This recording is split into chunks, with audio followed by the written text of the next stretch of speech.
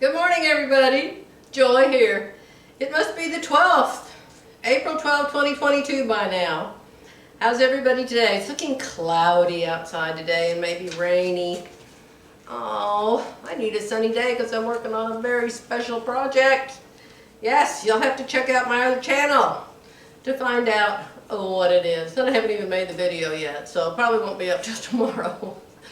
But that's for my sewing fans.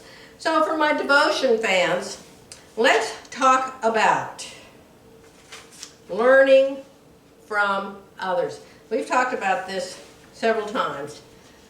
If I was a Sunday school teacher and I had young children, say 7, 8, 9, 10, 11, 12, 13, 14, 15, 16 years old,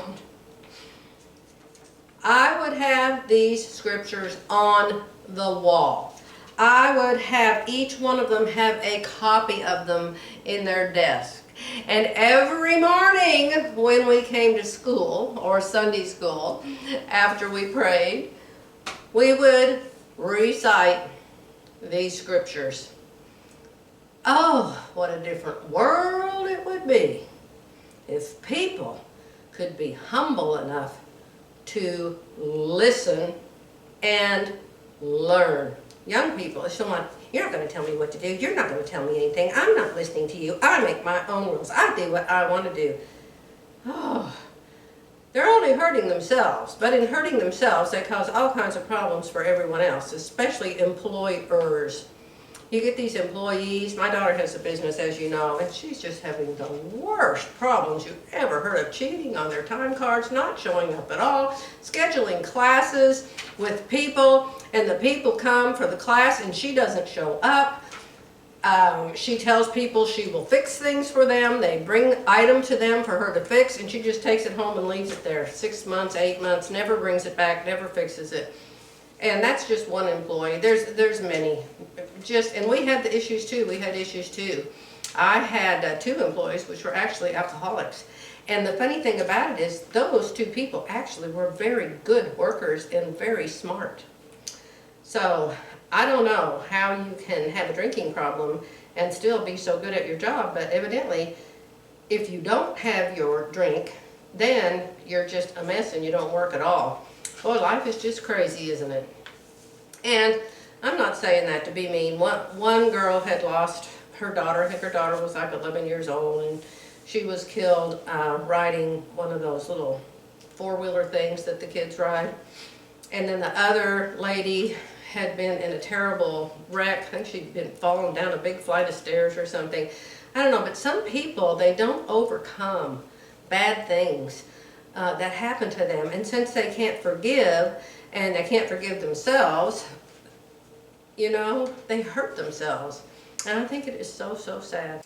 1 Peter 5:5. Likewise, you younger people, submit yourselves to your elders. Yes, all of you be submissive to one another, and be clothed with humility. For God resists the proud, but gives grace to the humble. There you go. There you go, young people. Young people. They don't submit to anything but whatever some goofy movie star or some rock star or some athlete does. You know, you remember, I don't know if they're still doing this, I don't notice much anymore. But remember some goofball athlete decided to wear pants way too big? I don't know if it was an athlete, a movie star, or who it was. And they would just fall off, and then your underwear was just showing. And then these kids would do it, and they were just constantly pulling up their pants, and their pants were all puddled down on the ground around their feet because they were way too big. Why would anybody do that? I don't care who did it to start with. It didn't make me want to wear clothes too big for me. I just thought it was stupid. And another thing I think is stupid and ugly, unattractive, and I can't even believe that stylists, so-called stylists, wear these things, but the jeans. And they've even gotten worse. First they just had a few slits in them. Then they had more slits in them. Well, now they just got giant holes, and the piece of fabric that used to be in the hole is just hanging. Just hanging. Oh, it's like, how much worse? Maybe they could like get a whole bunch of paint on them.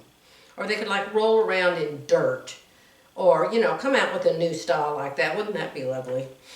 Okay? Younger people need to be taught, need to be taught, need to be taught. They're all screwed up. They're raised by parents who needed to be taught, who weren't taught. It's like some comedian we were watching said, children are being raised by people who are clueless on how to raise them. They're just very selfish, very self-centered. They want their own life, their own career. The kids are just in their way, a pain in the butt. And they want the mayor or the governor or somebody to make rules so their kids will come in at night. It's just, All right, here's one more. I love this one. It's got my word in here. I can't believe she said stupid. Oh, you can't believe I said it. What about God saying it, my friends? Proverbs 12:1. Whoever loves instruction loves knowledge, but he who hates correction is stupid. He who hates correction is stupid. I'd have that one up at the top of the chalkboard. He who hates correction is stupid. Let's go back to Bible teaching our young people. Soon as they can talk, soon as they can walk, teach them, train them. Let them know how a child, how a teenager, how a grown-up is supposed to act. Because the world is all out of control right now, my friends. It truly is. That's it for today, my friends. I've got to get back on my big project. Oh my goodness. Go over to my other channel and you can check it out. And if perhaps any of you don't know my other channel, it's just my name, Joy Bernhardt. I love you guys, and I'll be back tomorrow.